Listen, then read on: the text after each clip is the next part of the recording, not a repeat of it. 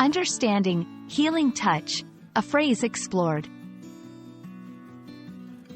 Hello, everyone.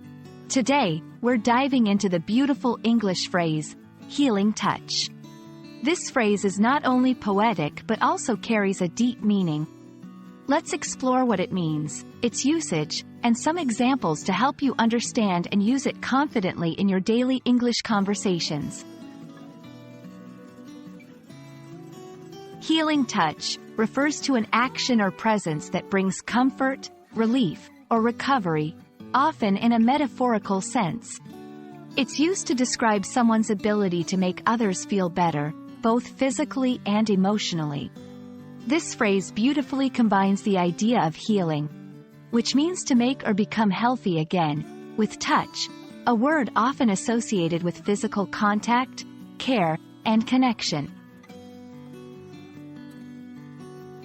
The phrase, healing touch, has a poetic origin, often found in literature and everyday language to describe compassionate and caring actions.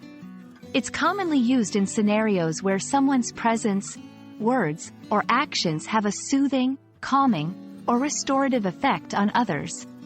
For example, a nurse's caring approach to patients can be described as having a healing touch. To better understand the phrase, let's look at some examples. 1. After a stressful day, her mother's hug felt like a healing touch. 2. The doctor's kind words and expertise provided a healing touch to the worried family. 3. In times of sorrow, even a simple act of kindness can be a healing touch. These examples show how healing touch can be used in various contexts, emphasizing its versatility and emotional depth. Healing touch is often used metaphorically to describe emotional support and comfort.